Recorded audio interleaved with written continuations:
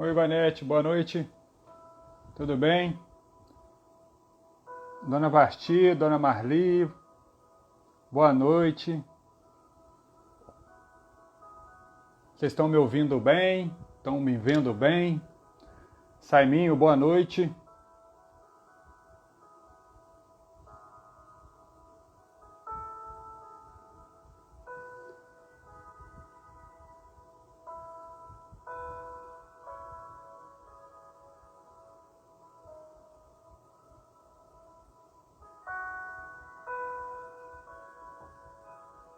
Deixa eu escrever o tema da nossa reflexão.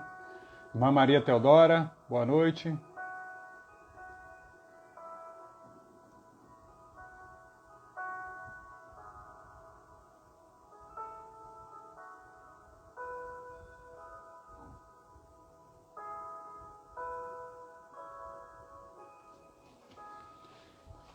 Dona Lenilza, boa noite.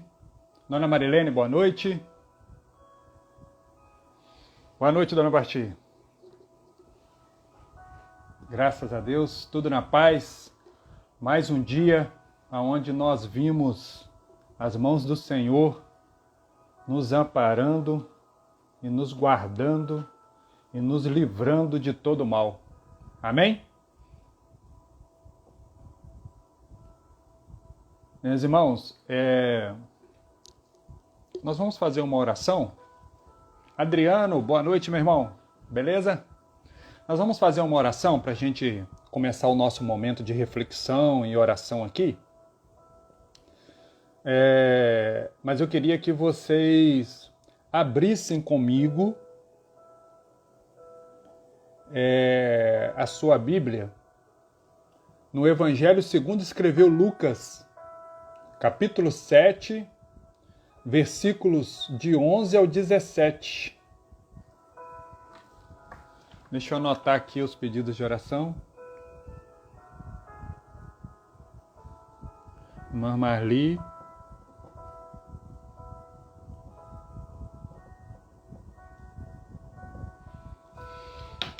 Eu queria compartilhar uma palavra com vocês, tá? E essa palavra ela está lá no Evangelho de Lucas, capítulo 7, versículo 11 ao 17. Abra sua Bíblia comigo. Deixa eu pegar a minha aqui.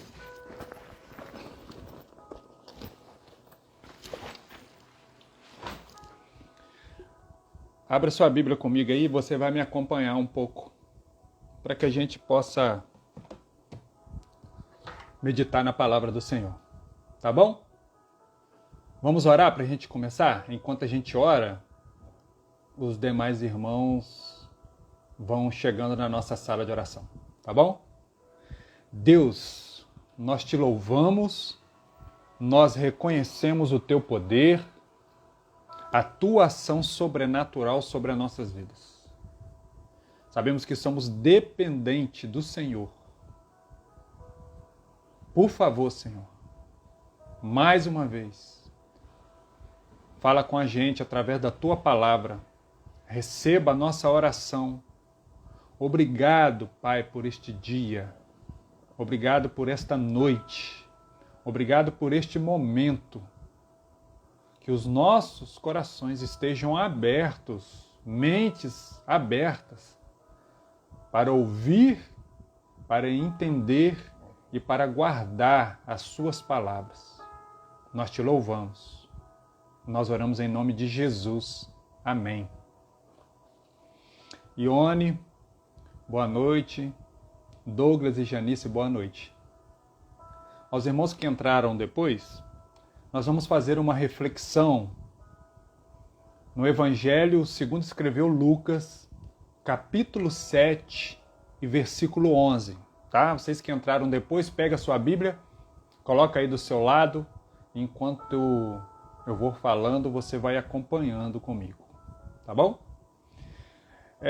Para essa reflexão, eu dei um nome, um tema para essa reflexão, para que a gente possa condicionar os nossos pensamentos dentro da parte escriturística do texto e também para a gente entender qual é a finalidade do que nós vamos meditar nesta noite, tá bom?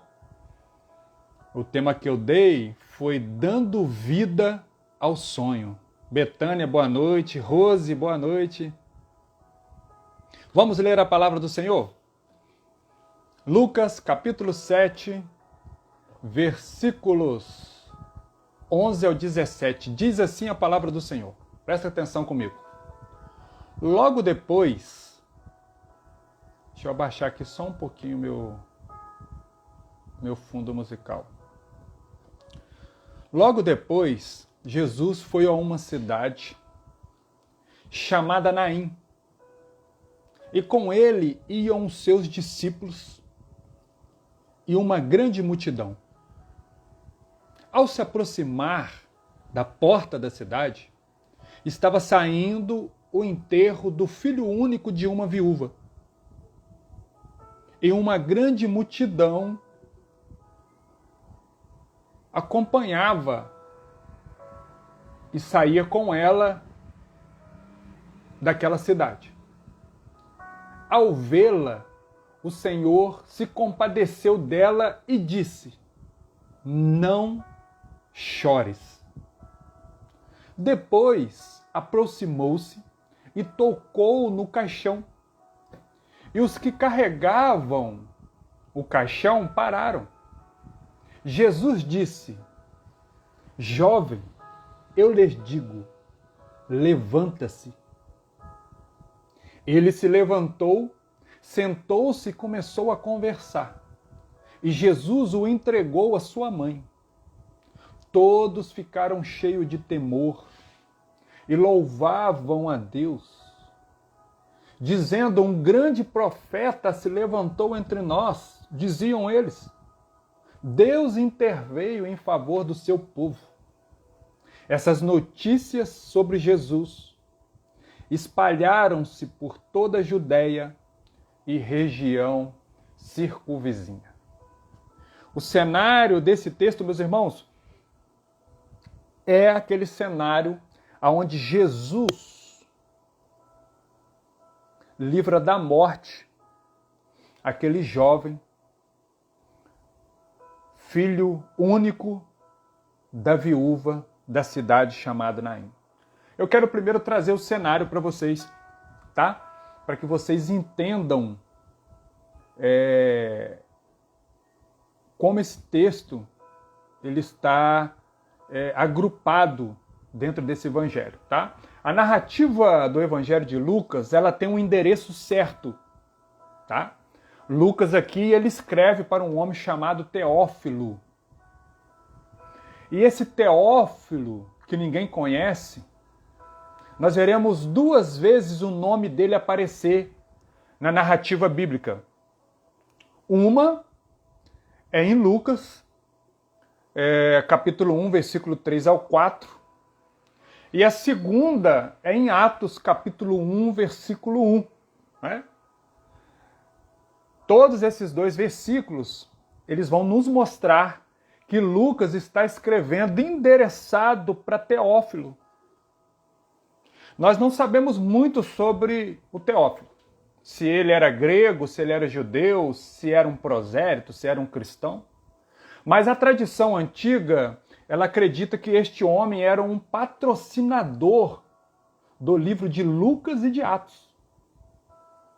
Acredita-se também que Teófilo ele subscrevia as narrativas de Lucas, tanto no Evangelho de Lucas, como também na narrativa de Atos, e direcionava essa escritura, essas cópias, aos cristãos gentios daquela época. E a época aqui que nós estamos falando é mais ou menos cerca do ano 64 ao ano 70 depois de Cristo. Tá bom? Ele fazia isso na tentativa de proporcionar para aqueles crentes a certeza de que Jesus veio salvar os perdidos através da sua obra na cruz e que agora o Espírito Santo os conduzirá até o Cristo ressurreto. Esse é o cenário do Evangelho de Lucas, tá bom? Agora, entrando dentro da introdução do texto a qual nós estamos trabalhando, nessa reflexão, Lucas ele diz que Jesus estava em Cafarnaum, num episódio que é o contexto anterior a esse trecho, a essa perícope do capítulo 11 ao 17, nós vamos ver que Jesus ele estava em Cafarnaum. Tá? Logo no versículo 1 e 2, nós vamos ver Jesus ali curando o servo do centurião. Antes de prosseguir para a cidade de Naim, né?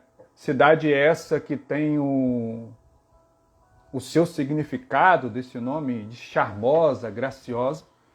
E essa cidade, irmãos, abra um parente aqui para dizer que essa cidade ela existe até os dias de hoje, tá? Claro que agora é um ponto turístico visitado por muitas pessoas. E quando nós olhamos o versículo 1 do capítulo 7, Jesus em Cafarnaum, e já logo no versículo 11 nós olhamos Jesus em Naim, na cidade de Naim, na vila de Naim, no vilarejo de Naim, nós vamos, se nós pegarmos o mapa de Israel, nós vamos ver que dá 50 quilômetros, tá? De Cafarnaum até a cidade, até o vilarejo de Naim. E esses 50 quilômetros, Jesus e seus discípulos e mais uma multidão caminharam. E certamente com essa multidão, retardou ainda mais o tempo de viagem desse percurso que Jesus fez. Mas como eu sempre digo nas nossas reflexões, né, não há nenhuma dificuldade para Jesus caminhar dias para alcançar pessoas, né? Eu costumo dizer que não há as dificuldades do caminho e nem o cenário que as pessoas se encontram nunca foram motivo para Jesus deixar de operar milagres. Tá bom, irmãos? Fica aí essa dica para nós, tá bom? Não há percurso, não é o meu cenário que eu estou vivendo, não é a minha limitação. Nenhuma dessas coisas tem o poder de limitar o agir de Deus em nós e através de nós. Irmãos, esse texto, ele traz vários ensinamentos. Muitos ensinamentos. Muitos. Mas como o nosso tempo aqui é pouco, eu quero extrair desse texto 2 ensinamentos. E eu queria que você prestasse bastante atenção, porque eu vou trabalhar esses 2 ensinamentos com um método hermenêutico chamado meriologia, tá? É um método onde ele me dá a oportunidade de eu olhar o texto da sua parte escriturística, o que está à vista dos meus olhos, como também me dá a oportunidade de olhar para o texto a parte mais profunda do texto. E é isso que eu quero fazer aqui nesta noite, tá bom? Então a primeira coisa que eu destaco dentro dessa perícope, dentro desse trecho do Evangelho de Lucas, capítulo 7, versículos 11 ao 17, é que há um momento certo para o milagre acontecer em nossa vida. E aí eu abro parênteses e digo que o momento certo é o kairós de Deus, o tempo de Deus para a nossa vida. Amém? E eu queria ler com você, e se você tiver com a sua Bíblia aberta, os versículos 12 e 13, que diz assim, olha, veja comigo aí. Ao se aproximar da porta da cidade, estava saindo o enterro do filho único de uma viúva. E uma grande multidão da cidade estava com ela. Ao vê-la, Jesus ao vê-la, o Senhor compadeceu dela e disse, não chores. É importante percebermos aqui, irmãos, que Jesus estava chegando próximo à entrada da cidade, quando se encontrou com esse cortejo fúnebre saindo de dentro da cidade. Na verdade, eles estavam saindo porque a teologia histórica ela vai dizer para nós que os cemitérios ficavam ao lado de fora da cidade. Então esse cortejo fúnebre, ele sai de dentro da cidade de Naim para ir ao encontro deste local destinado aos sepultamentos, aos enterros, que fica fora, do lado de fora da cidade. E o destaque que eu faço aqui nessa narrativa é que Jesus ele chega na hora certa. Entenda isso. Ele chega na hora certa. Pois se ele atrasa mais um pouco, poderia não ter dado tempo de impedir aquele velório. Lembra que eu disse que são 50 quilômetros e ele não caminhava sozinho, ele caminhava ele, os discípulos e mais uma multidão? Quem sabe no decorrer, porque nós vamos ver isso no contexto após, né? Quem sabe nesse caminho, dentro desses 50 quilômetros, Jesus curando pessoas, toda hora tendo que parar, orar, trazer uma reflexão, uma palavra para o coração daquelas pessoas. Mas Jesus ele chega na entrada daquela cidade no momento exato, no momento certo, no kairós de Deus. Porque se ele chega mais cedo e ele adentra a cidade de Naim, pode ser que o cortejo passasse por uma rua diferente da qual ele entrou. Então, se ele chega atrasado, não dava tempo, talvez, de impedir o velório. Se ele chega adiantado, pode ser que o cortejo passe por uma rua e Jesus e a multidão adentrem a cidade por uma outra rua. Mas Jesus, a ênfase desse trecho, a ênfase, o destaque dessa narrativa é que ele chega no momento certo. E é aqui que eu quero abrir um parênteses e fazer uma aplicação para a nossa vida hoje. Quem sabe você esteja hoje, agora, nesse momento aqui nessa sala de oração, pensando que Deus está demorando em intervir na sua vida e fazer um milagre que você tanto espera. Deus, através dessa narrativa do Evangelho de Lucas, ele está nos dizendo que ele sempre chega no momento certo. Porque se observarmos que quando o velório saiu para fora da cidade, aquela multidão que caminhava junto com aquele cortejo fúnebre, aquela multidão, eles já entendiam, eles já pensavam, eles já sabiam que o cemitério estava próximo e que aquele menino seria enterrado. Mas Jesus, ele interveio exatamente no momento em que todos, escuta bem, irmãos, Jesus interveio exatamente no momento em que todos achavam que seria o fim. Glória a Deus por isso. Não tem como explicar milagres. Mas através das palavras de Lucas, podemos observar o tempo de Deus, o kairós de Deus adentrando o nosso tempo, cronos, o tempo dos homens, o tempo que nos rege aqui nessa terra. O kairós, ele adentra o cronos. E adentrando o cronos, o agir extraordinário de Deus acontece na vida daquele jovem, na vida daquela viúva. Assim também é em nossa vida, irmãos. Há um tempo determinado pelo Senhor para a nossa vida. Eclesiastes, capítulo 3. Há um tempo determinado para todas as coisas.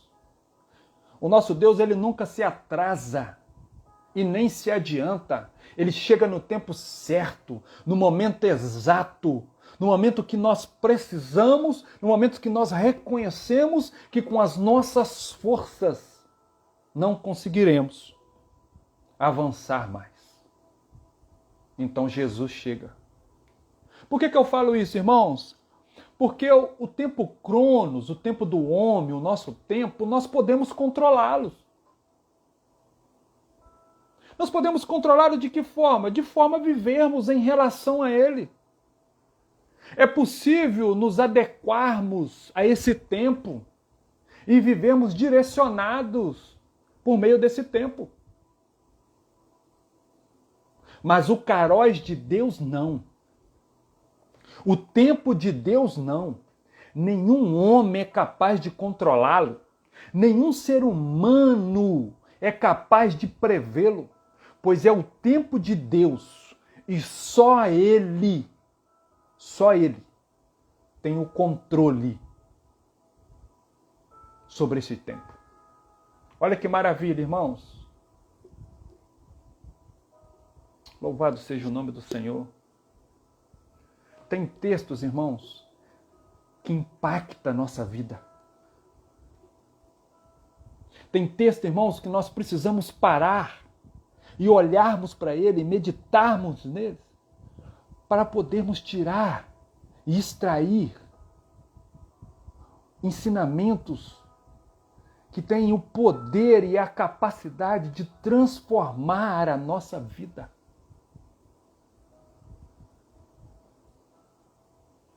O segundo destaque dessa narrativa é que o milagre ele acontece na necessidade e na impossibilidade humana de agir. Olha que maravilha. Veja comigo aí o versículos 14 e o 15. Diz assim a palavra, olha. Depois aproximou-se e tocou no caixão. E os que o carregavam pararam. Jesus disse, jovem, eu lhe digo, levanta-se. E ele se levantou, sentou-se e começou a conversar. E Jesus o entregou à sua mãe.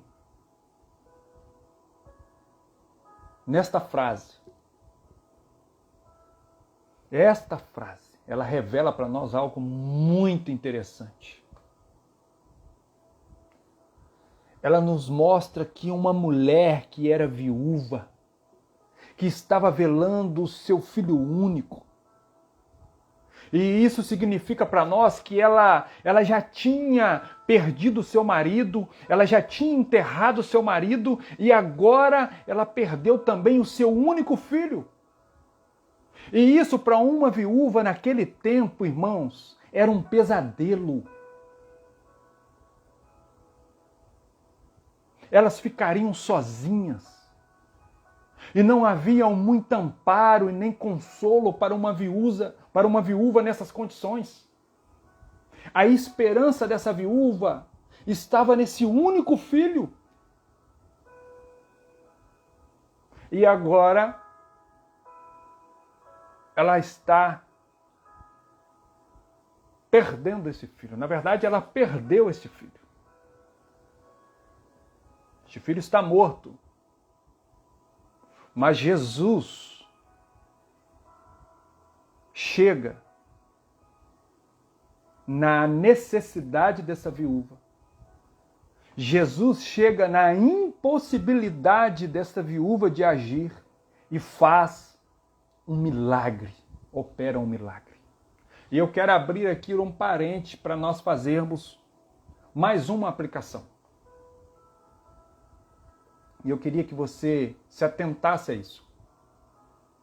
Quem sabe a viuvez não lhe traga nenhum problema. E seus filhos estejam desfrutando de uma plena saúde. Ou talvez você não seja uma viúva e nem esteja a caminho de um cemitério para enterrar o seu único filho. Talvez esse contexto não seja o seu de hoje. Mas eu quero te dizer uma coisa para você. Há algumas verdades implícitas entre as entrelinhas desse texto que possivelmente seja uma verdade sua hoje. A viúva de Naim, ela enterrou junto com seu esposo o sonho de uma família completa e feliz. O sonho de qualquer judeu era casar-se e ter uma família grande, completa. Melhor que fosse mais de 7 filhos. Olha só. A história diz isso pra gente. E agora essa viúva que enterrara o seu marido, agora ela está a caminho de enterrar a única esperança que ela tinha e que ela podia ter de uma família, que era o seu filho. O seu único filho. O seu sonho de uma família tinha acabado. Porque toda a esperança dessa mulher se encontrava nesse único filho. E eu quero te perguntar algo nesta noite. Se o sonho dessa mulher estava representado nesse único filho, porque por meio desse único filho, quando ele se casasse, ele constituiria uma família e essa viúva adentraria essa família e nunca mais viveria sozinha. Então, se ela perde esse filho, o sonho também é perdido. Para essa viúva, no momento a qual ela coloca esse filho no caixão, com esse filho também vá a esperança, a sua única esperança de fazer parte de uma família. E eu te pergunto, quais são os sonhos que você já enterrou em sua vida? Quais são os sonhos que te motivavam? Quais são os sonhos que, quando você se levantava pela manhã, trazia em você forças para caminhar, alegria, perseverança? Quais são esses sonhos que talvez se perderam ao longo do tempo? Ou será que você está como essa viúva em um cortejo fúnebre, a caminho de enterrar a sua única esperança? Meu irmão, eu não sei como que você entrou aqui nesta live. Eu não sei como está o seu coração agora, neste momento. Eu não sei qual foi os sonhos que você teve que enterrar para estar aqui neste momento. Mas eu quero dizer uma coisa para você.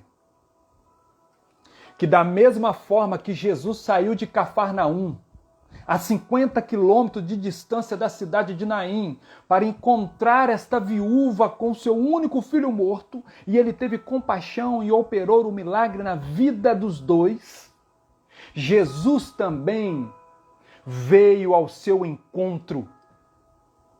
Jesus também veio ao seu encontro. E não me resta dúvidas que a sua vida já é um milagre. E também eu creio nesta noite que Ele pode agir agora de forma sobrenatural em sua vida e fazer reviver todos os seus sonhos e dar vida à sua vida.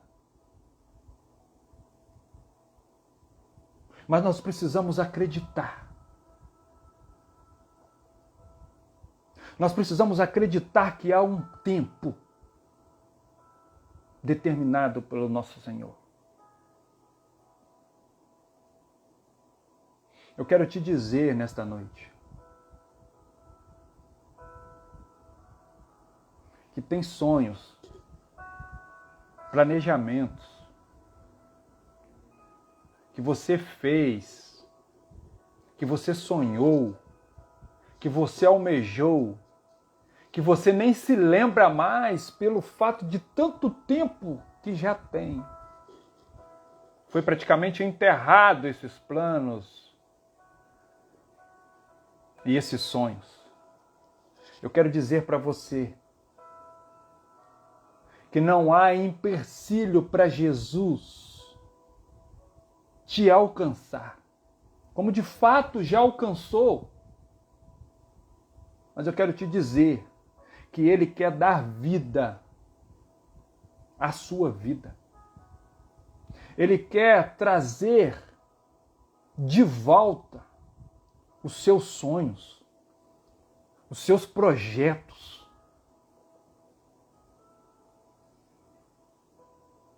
E esse texto diz para nós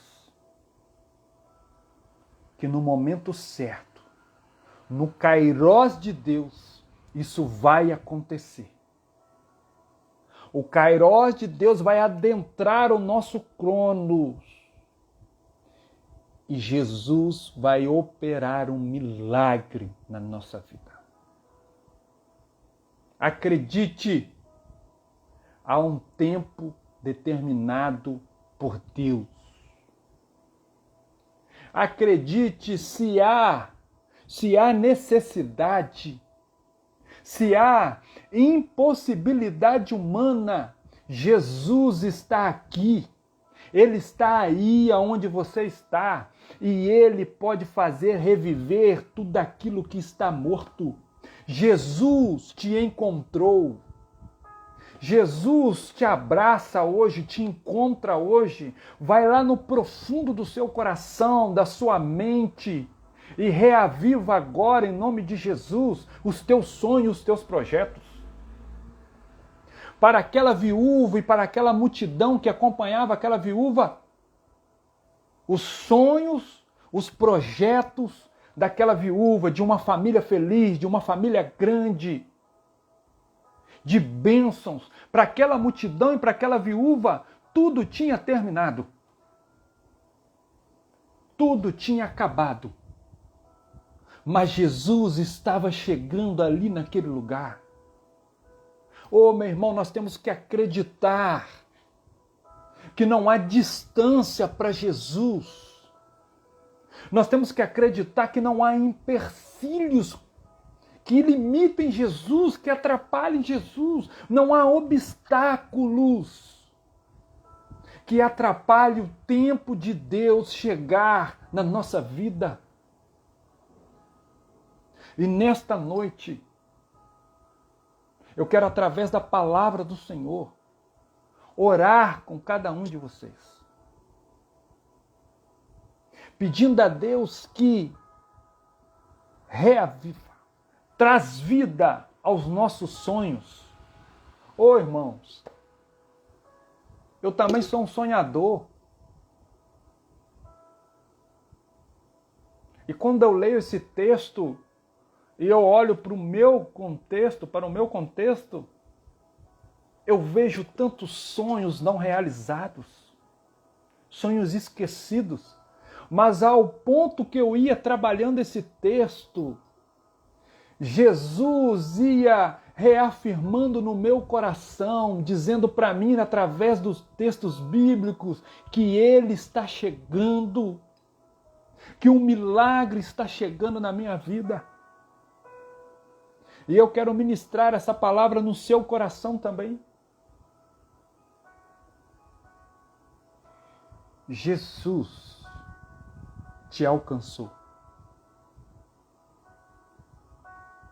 Jesus te encontrou. Jesus te chamou.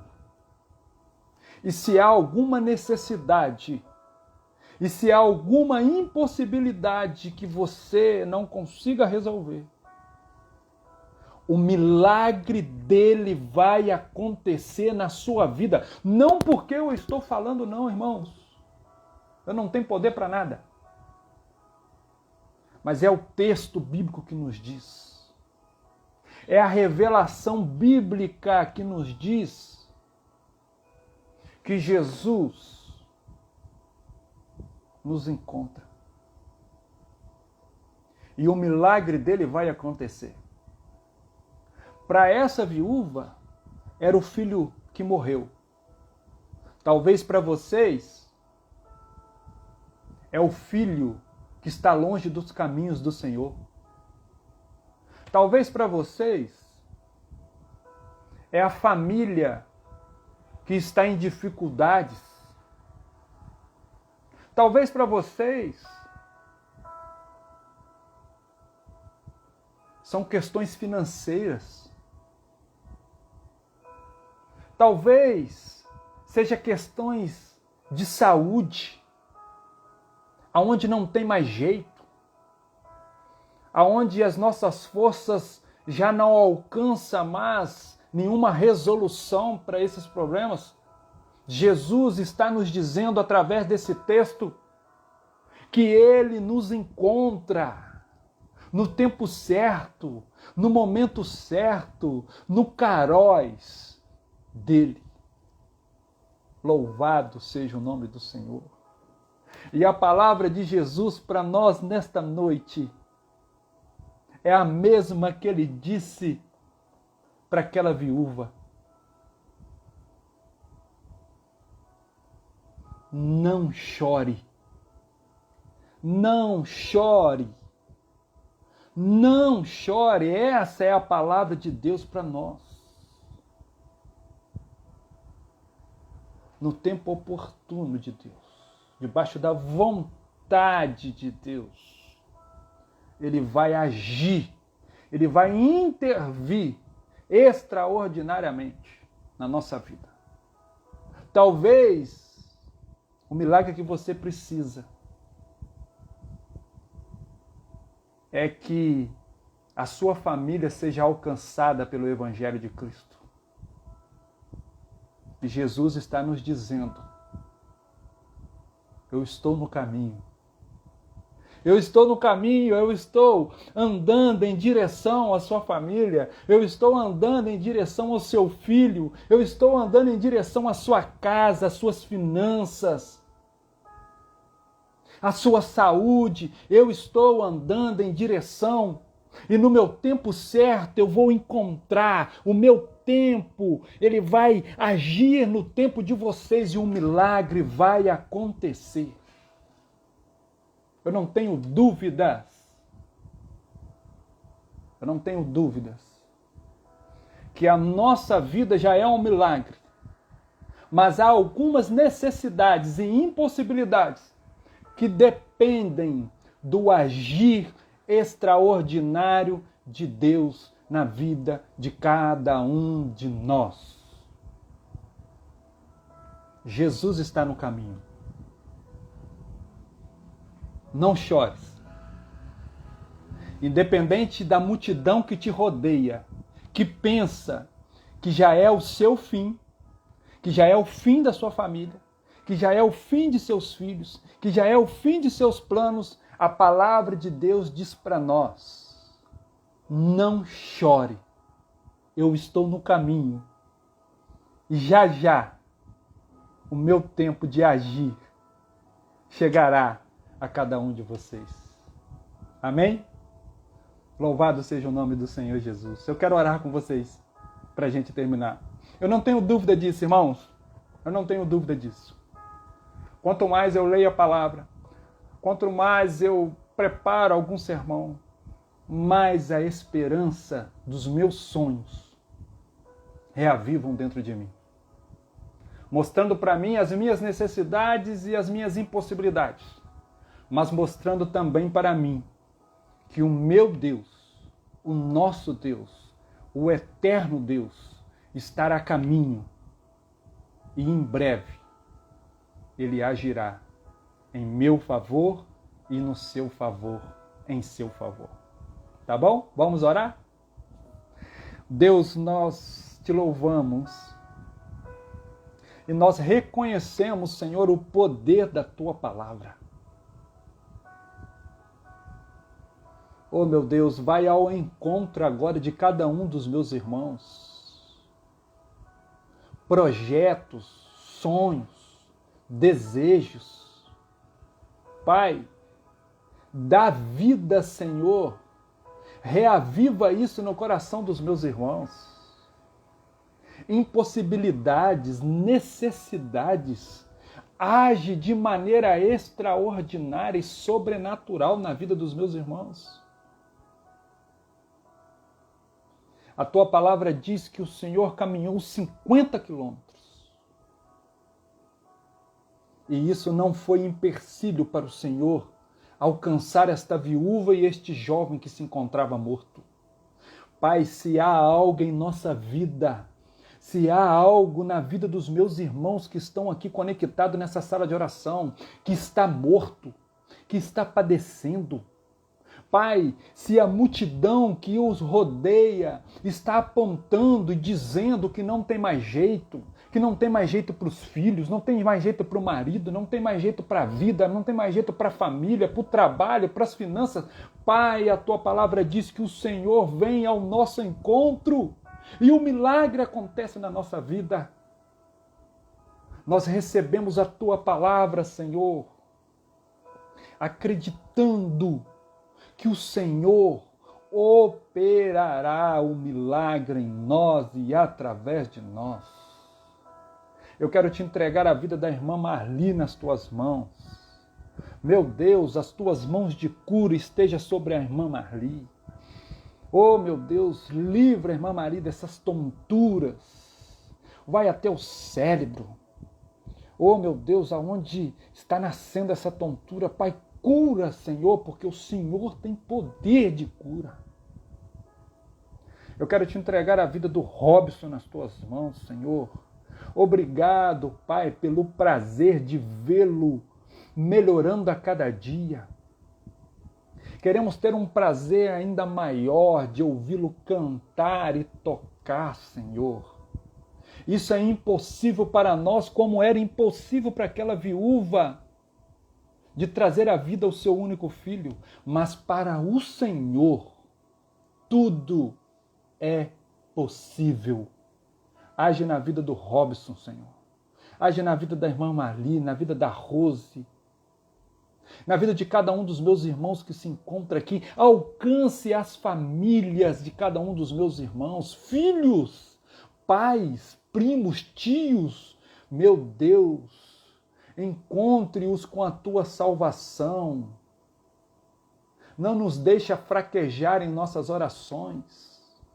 Não nos permita, Senhor, pensar que o Senhor não vai agir, porque existe um tempo do Senhor. Traz em nós essa esperança que no momento oportuno, no seu kairós, o Senhor agirá em nosso favor. Obrigado, Senhor. Toma a irmã Teodora nas tuas mãos. Toma a nossa igreja nas tuas mãos. Toda ela. Toma o pastor Elda nas tuas mãos, os presbíteros, diáconos, a SAF, as crianças, os jovens, o grupo de louvor, toma nas tuas mãos. Toma a minha vida nas tuas mãos. Toma os meus sonhos, os meus projetos, que para mim são impossíveis, mas que para o Senhor é possível. Nós oramos no teu nome, Senhor. Alcance as pessoas que estão internadas nos hospitais. Alcance os médicos, os enfermeiros. Alcance as viúvas, Senhor, da nossa cidade, da nossa igreja. Alcance as pessoas que estão debilitadas, fraquejando, Senhor, sem saber o que vão fazer amanhã. Pai, visita cada uma dessas pessoas, traga uma nova vida, traga vida na vida dessas pessoas, pois nós acreditamos no milagre. Nós oramos em nome de Jesus. Amém. Amém. Meus irmãos, Deus abençoe a sua vida. Deus abençoe a sua casa. Saia dessa live tendo a certeza que Deus está dando vida ao seu sonho. Tá bom? Jesus está a caminho. E o que é impossível para nós, Ele vai fazer. A palavra diz que Ele vai fazer. A gente só tem que acreditar e caminhar em direção a isso. Tá bom? Não chores. Essa é a palavra de Deus para nós. Não chore. Eu estou a caminho. E no meu tempo oportuno, eu vou agir de maneira sobrenatural. Deus abençoe sua vida. Que o Espírito Santo fale melhor ao seu coração. E a minha oração é que durante a noite Deus fale com você. Seja através da leitura bíblica, seja através da oração, seja através de sonhos. Deus fala, irmãos. Ele continua sendo o mesmo, a palavra dele diz. Ele fala com a gente. Acredite. Ele está no caminho. Deus abençoe sua vida, tá? Obrigado aí por vocês terem ficado esse tempo aí comigo. Conto com as orações de vocês. Deus abençoe e um beijo para cada um de vocês. Boa noite. Ficam com Deus. Tchau.